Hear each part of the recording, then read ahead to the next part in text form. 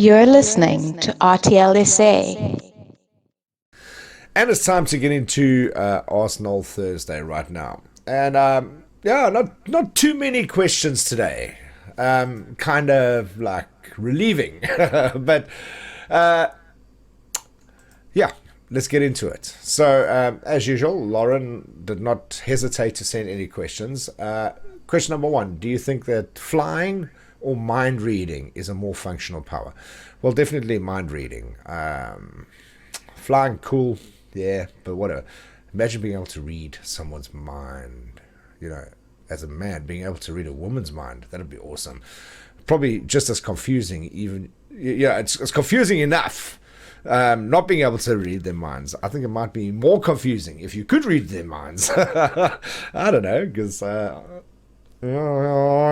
makes me think of Mark Grunor's interpretation of a man's mind versus a man's brain versus a woman's brain. I know I'm going totally off subject here, but it's fine.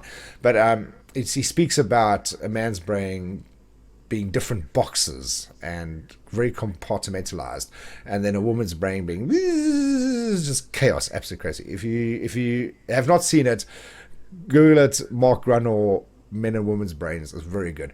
But yeah, I honestly think that mind reading would be more beneficial than flying, to be honest with you.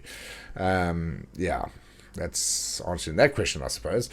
Do you find praise or criticism to be more motivating? Yeah. It depends. And I'll tell you why it depends. Because they actually both work very well, depending on what's going on.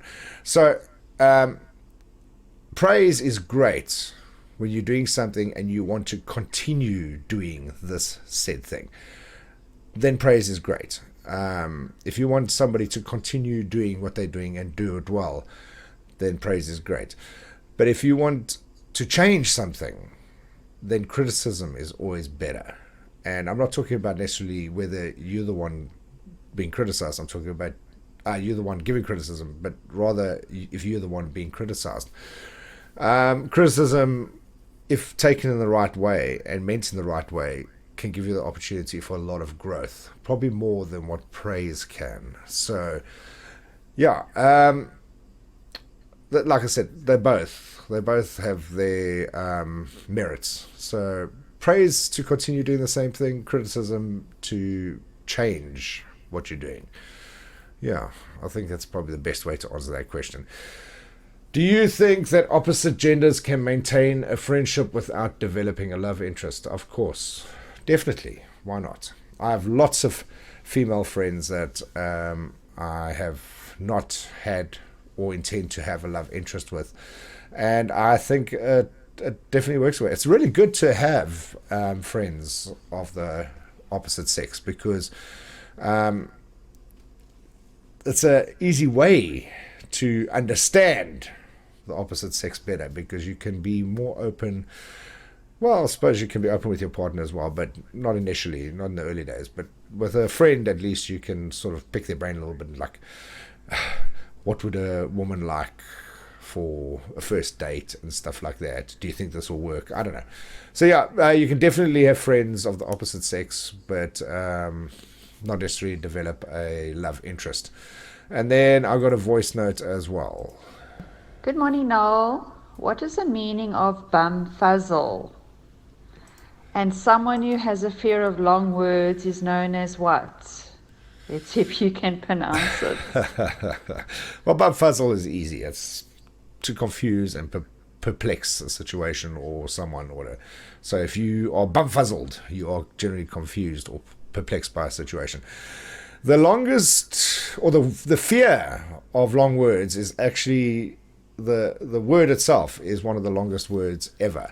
And you said you want to see if I can pronounce it. I'll tell you what, I'm probably not going to be able to, but I'll give it a bash. It's hippopotamonstrosis cripidiliophobia, something like that. Maybe we should bounce it off Bob and see if he can pronounce it. I'm going to send it to him right now. And let's see if he can respond via voice note and tell us quickly how to pronounce this word. But that is the word that means the fear of long words. And it also is one of the longest words as well. So, where? I don't know. Thank goodness I had a chance to check that out. So, Bob reckons not a chance. He is not even going to try pronounce it. But do not fear when Noel is here, because the meaning of the longest, or the fear of longest words, is hippopotamus, blah, blah, blah, blah. I don't know how to pronounce it either, but Google does. Hippopotamonstrosis quipedaliophobia. Hippopotamonstrosis quipedaliophobia. Do you guys want to hear it one more time? Hippopotamonstrosis quipedaliophobia. Hippopotamonstrosis quipedaliophobia.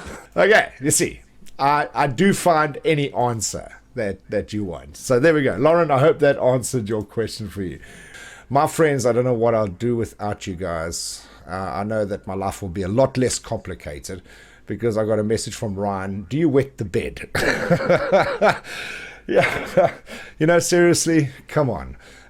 I do sometimes, to be honest with you, because, I'll be sitting in bed with a cup of coffee and I'll wet the bed with a cup of coffee.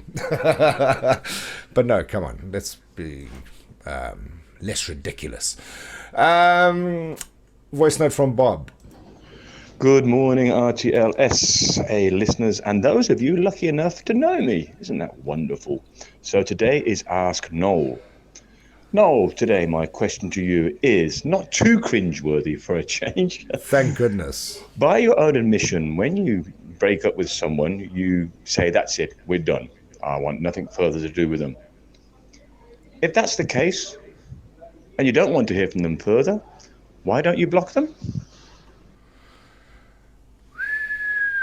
Not too cringeworthy, eh? All right. I do have a philosophy behind this, and it's not necessarily shared by everybody, but this is how I see it. I kind of feel like, and people with the invention of social media and platforms like WhatsApp and Facebook and whatever, it's very easy to block and unfriend and just do it. And I kind of feel like people use it very often to prove a point. So a couple will be fighting, for example, and they'll block each other, or one of them will block the other one just to prove a point, just to piss the other person off. Quite honestly, I think it's very childish. Simple, just to put it that way. I do understand the philosophy of like, when it's over, it's over. You don't need to speak anymore, so you might as well just block and get it over and done with. But I look at a breakup slightly differently, and I don't see why people cannot remain friends after a breakup. I do understand that there are certain circumstances where friendship is not on the table, cannot be on the table, and those are cases of like abuse and cheating and whatever. It doesn't matter. Sometimes you just never want to speak to that person ever again. My philosophy, however, is when you get into a relationship with someone, you generally have common ground, common interests, and there was something that attracted you to this person, and vice versa, and there was some form of common ground. And I don't see how that disappears or dissipates after a breakup, because it's all in personality traits and things like that. So I don't necessarily understand how after a breakup all of a sudden that you've got nothing in common, because you guys had to have something in common before it started. Therefore, friendship is always possible after a breakup. Like I said, barring something serious like abuse or cheating or something like that. So my philosophy about not blocking people is, why not try rekindle the friendship afterwards? And even if the friendship is not there, there shouldn't be any hard feelings, and there's nothing wrong with wishing an ex happy birthday or congratulating them if they succeed in something or do something going forward, if they get married or whatever the ramifications. If you've blocked that person, they've blocked you or whatever, you won't be able to do that.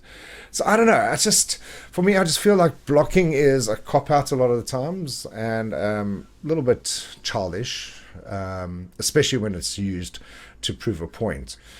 So I don't know, I just don't quite see the point to blocking. If you don't want to speak to the person, then just don't respond. Or archive or whatever, I don't see the point of cutting communication totally. I don't know. That's just my philosophy. Like I said, I could be wrong. I do see the validity in blocking in some circumstances and whatever, but other than that, it's just a me thing, I suppose. Just me. But anyway, that's where we're going to leave Arsenal Thursday today. Thank you for your questions and your input, and I hope that I did the answers some justice today. I don't know. It was like a weird one. And Ryan, thank you so much for asking me if I wet the bed. I certainly do not. What a stupid question. Come on, you're smarter than that. Anyway, we'll do this again next Thursday. We're going to get into some more of your throwback tunes now. It's Marshall Hayne with Dancing in the City, baby. You're listening to RTLSA.